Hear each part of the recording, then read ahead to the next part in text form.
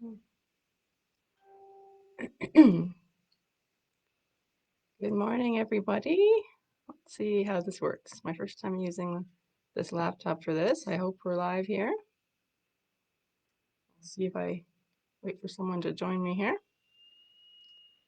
Yeah, we'll wait a couple of seconds here.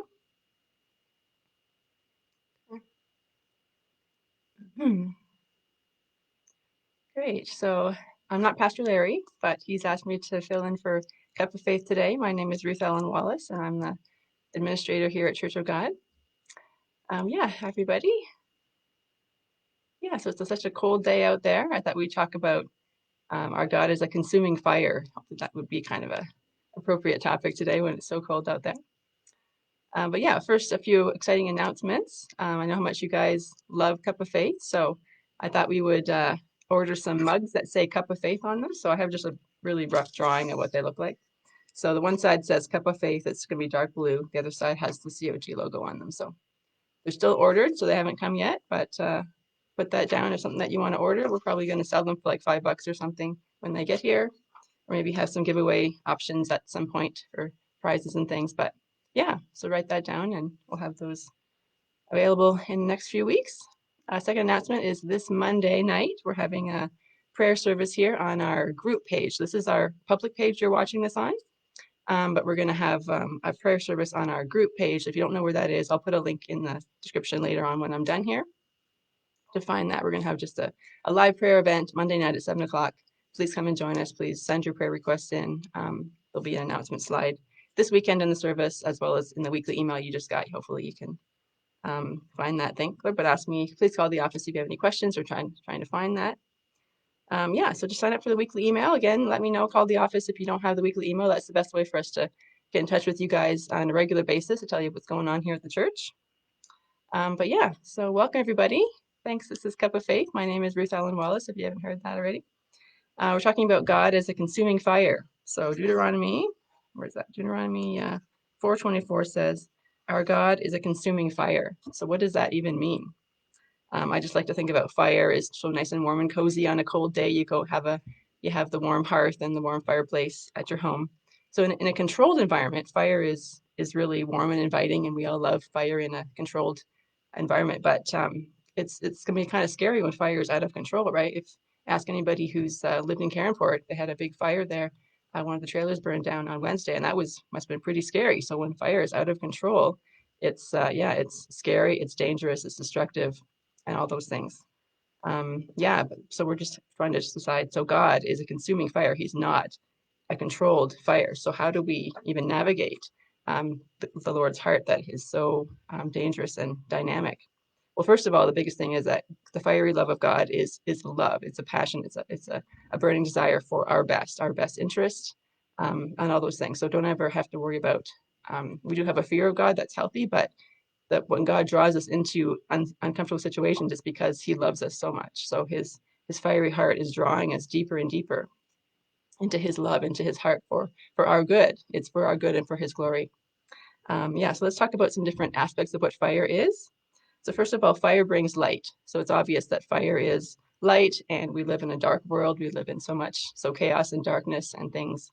But God's fire brings light. He can reveal things in our heart that needs to be exposed, to bring to the surface, bring to the light. So yeah, if something in your heart you want to let the Lord take over control, let his light shine into your heart today. A second aspect of fire is fire melts and molds. So it's really easy to have a cold heart, especially outside today and just the things are going on. It's a good picture outside of the coldness, outside of how that means inside our hearts when things happen, disappointments, situations happen in our life, that we can have a cold heart. But let the Lord's fire melt and mold our heart. That's what he's inviting you into today. And thirdly is fire burns. So this is what we don't like to talk about too much, but fire can burn things away in our heart that shouldn't be there, dangerous things. We all know that fire can be so destructive, but can also destroy bad things, right? So let the Lord's fire burn our hearts in a way that's healthy and healing, so that he can bring something good out of it. As the fourth thing is that fire purifies and refines. So just as gold is refined in the fire, when we're in the heat of the fire, his fire can purify our heart. And refine us. And Zechariah 13:9 says, I will put you into the fire, my people. I will refine them like silver and test them like gold. They will call on my name, and I will answer them. I will say, they are my people. And they will say, the Lord is our God. So I think right now we're kind of feeling this refining and purifying process. It's not comfortable, but we definitely need to trust his heart and know that he's doing this for our good so that we can refine and purify our hearts in a way that is like silver and gold being refined in the fire. All the impurities are being refined out and streamed out so we can have a pure heart.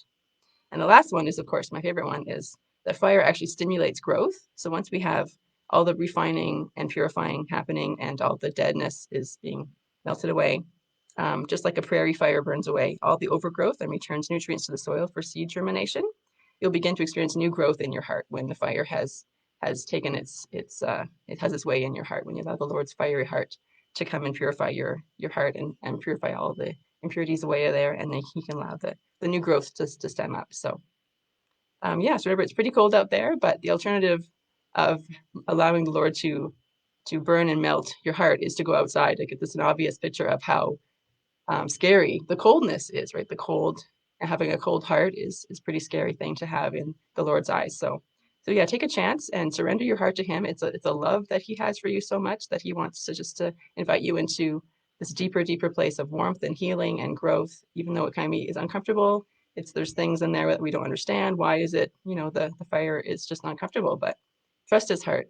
Just surrender his heart to you to his heart, and yeah, because he loves you so much. And this weekend being Valentine's Day, I mean, he just loves you so much. He just is inviting you right now to come deeper with him. You might not understand what he's drawing you into, but just trust him. He has everything in control, and yeah, he's the one who's in control. So even though we think the fire's out of control, he is the consuming fire. He is in control, and he knows everything that's going to happen.